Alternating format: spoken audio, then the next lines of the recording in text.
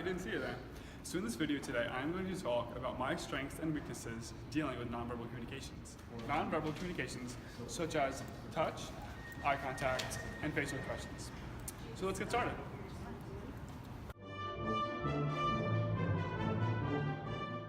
So our first topic of discussion is eye contact, which I would state is one of my strengths. Holding eye contact in a conversation shows the person you are fully engaged. Watch as we perform this example. In this scene, you can clearly see the two individuals are holding eye contact, which allows the conversation to have a greater emotional connection and understanding. A person who shows lack of eye contact in a conversation would look like this. In this scene, the two individuals are making little to no eye contact.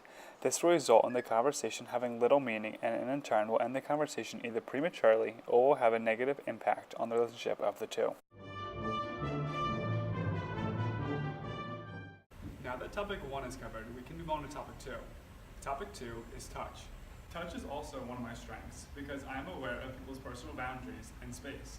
I can tell when a situation calls for touch or when a person is weary. An example of how touch can be used to your advantage is in this example. I love your jacket. Where did you get it? It is so nice. From the touch, you can see the male on the left was very interested in the jacket. This caused the female on the right to smile, as you can see here.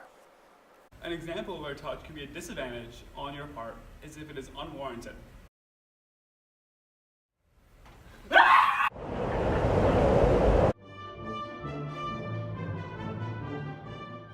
Alright, moving on, our next topic is paralanguage.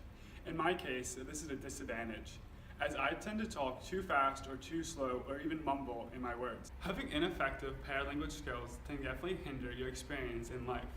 In business, if I were to go into an interview and have a bad interview due to my mumbling or my pitch or speed of language, this will definitely affect the outcome of many situations.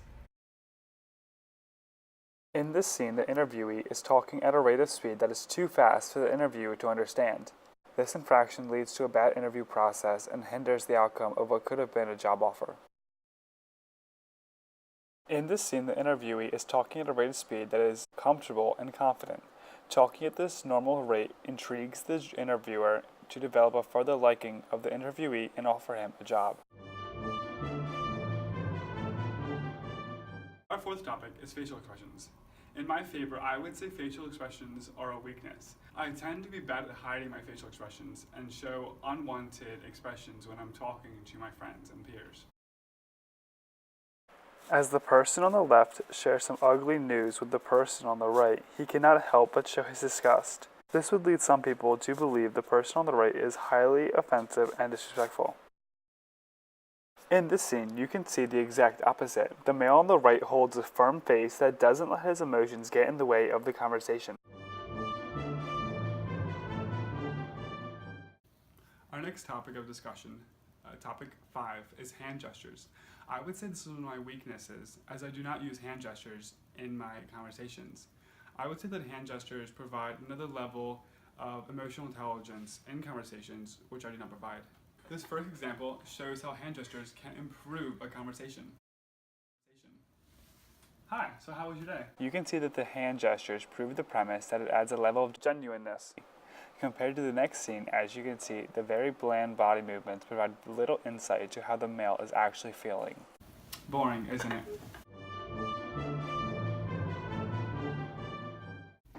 Our final topic of discussion is nonverbal receptivity. I feel as though this is a strength in my favor because I am very receptive to how other people's emotions and body language affect our conversation. In this footage, I will demonstrate my lack of nonverbal receptivity. In this scene, the male is extremely unresponsive to the point that the female clearly does not want to talk. As he tries to talk to her more and more, it drives her away. In the next scene, he is responsive to the fact that she is not in the mood to talk and acts accordingly. So thank you for tuning in to my video on nonverbal communication skills. I hope this video served a purpose in showing how important nonverbal communication skills are in the act of communicating with other people, in either professional, business, or in every day-to-day life. This action serves a huge purpose.